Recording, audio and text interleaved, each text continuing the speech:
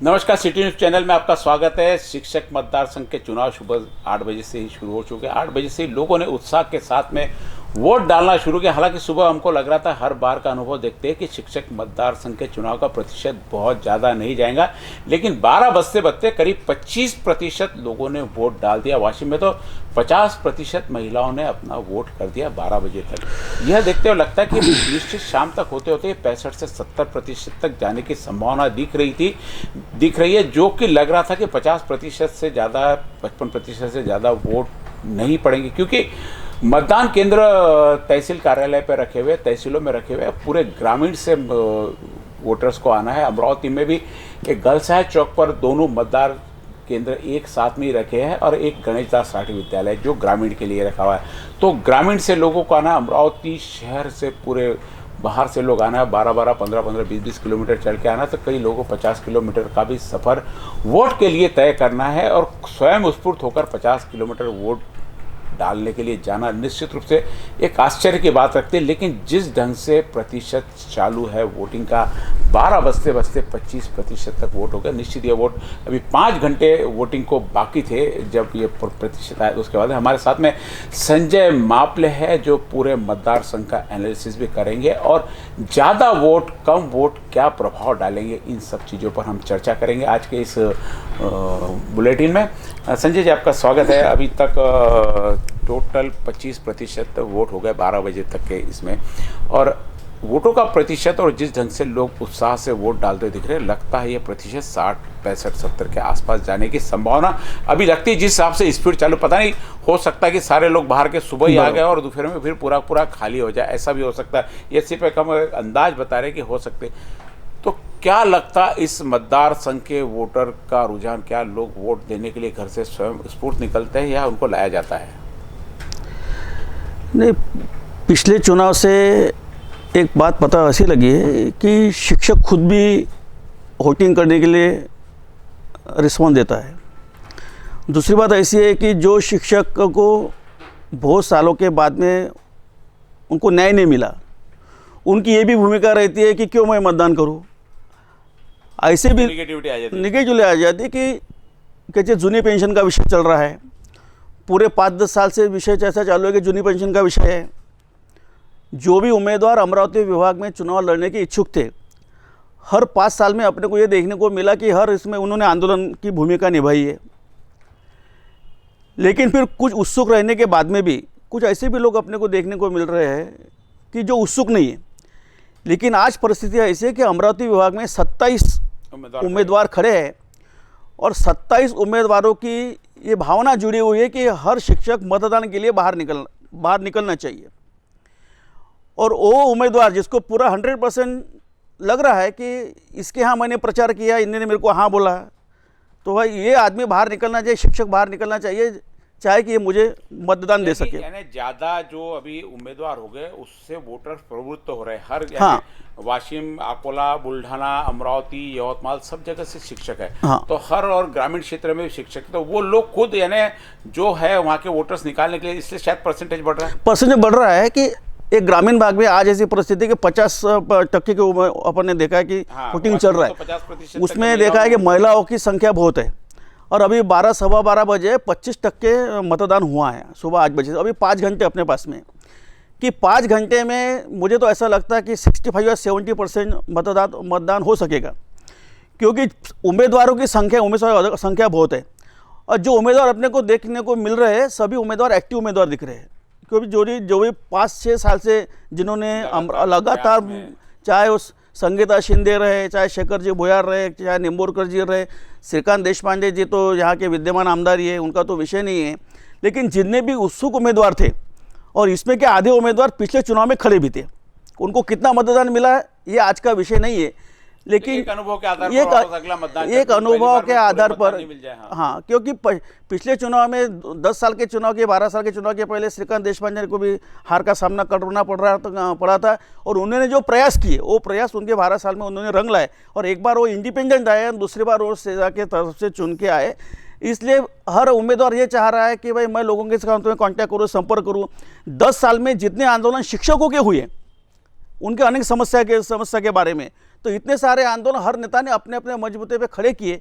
और दूसरी बात अपन ये देखने को मिल रहा है कि उनको उम्मीद है कि मैंने आंदोलन खड़ा किया, लोग मेरे पीछे थे। चाहे अमरावती नागपुर का हिवाड़ी अधिवेशन में एक आंदोलन में मुझे भी बुलाया था, वहाँ मैंने एक आंदोलन देखे हैं। तो ये जो उत्साह जो दिख रहा है, तो हर उम्मीदवार को ऐसा लग रहा है कि लोग बाहर निकलेंगे, शिक्षक बाहर निकलेंगे, जो निकलेंगे नहीं उसको हम निकालेंगे।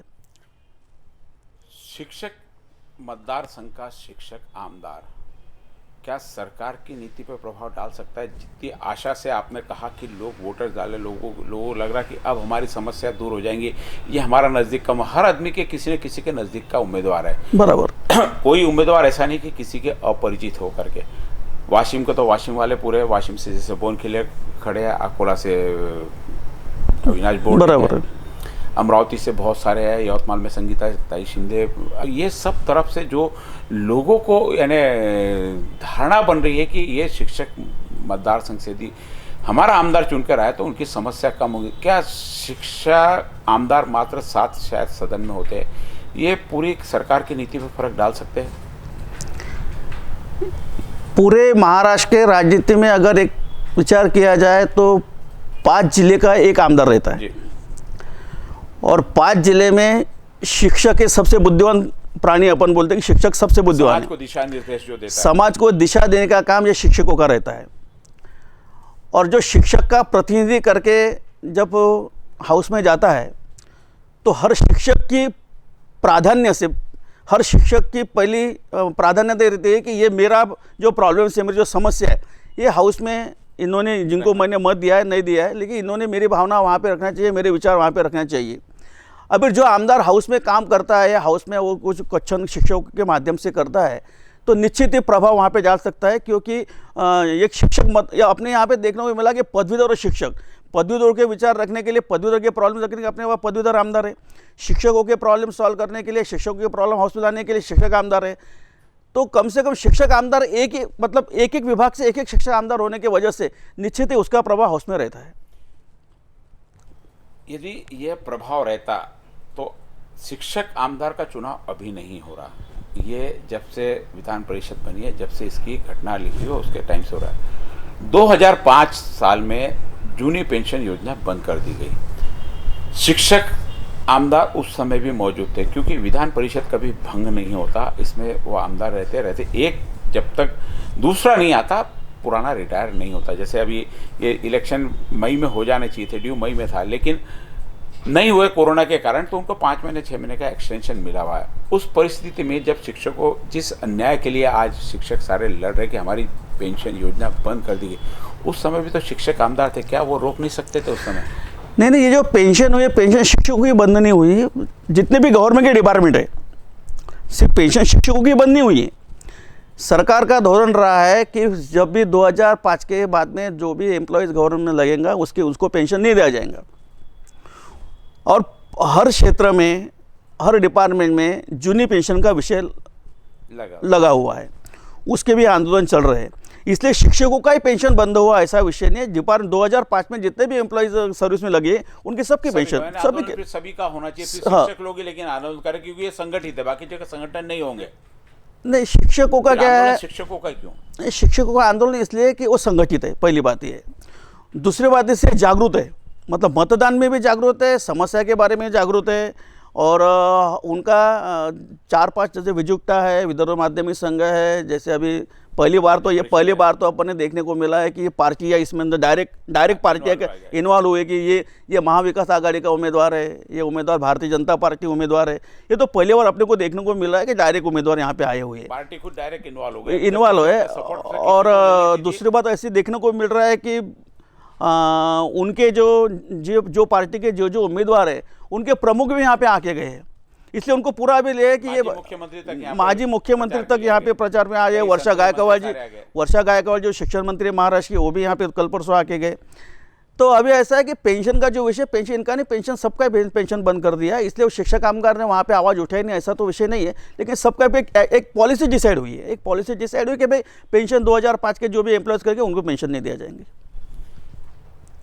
अभी हमने देखा कि जो मुख्य समस्या है लोगों की चली वो आम हर एम्प्लॉयज़ की समस्या सिर्फ शिक्षकों तो की सीमित नहीं है।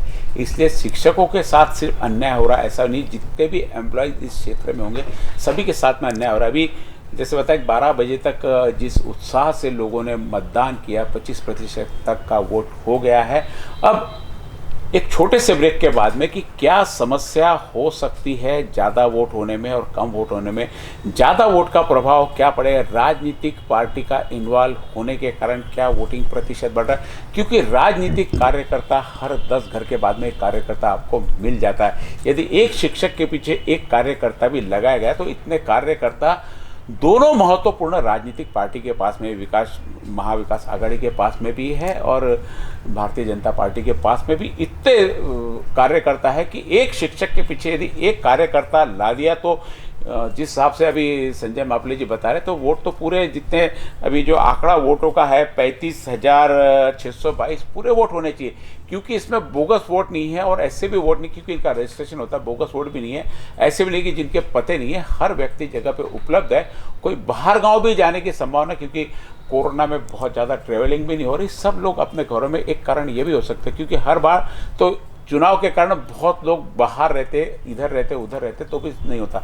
तो ज़्यादा प्रतिशत अब क्या राजनीतिक पार्टी को फायदा पहुंचाएंगे या नुकसान पहुंचाएगी, क्योंकि कार्यकर्ता शिक्षक संगठन के पूरे 5 डिस्ट्रिक्ट में नहीं है, अपने अपने संगठन के उतने उनके जो शिक्षक है वही कार्यकर्ता है, लेकिन यहाँ शिक्षक के अलावा पूरा राजनीतिक मंच इस बार साथ में। आज भी हमने सुबह से देखा कि बूथ पर अमरावती के तमाम राजनीतिक पदाधिकारी वहां पर मौजूद थे आने वाले मतदाता को रिझाने के लिए। तो क्या ज़्यादा प्रतिशत राजनीतिक पार्टी को फायदा पहुंचाएगा? राजनीतिक पार्टी को फायदा, दो मुख्य रूप से उम्मीदवार हमारे सामने राजनीतिक पार्टी के नजर आते हैं, एक श्रीकांत देशपांडे जो महाविकास आघाड़ी से और दूसरा भाजपा से, बाकी सारे शिक्षक लोगों के एक आमदार है। अब क्या फर्क पड़ता है, एक छोटे से ब्रेक के बाद।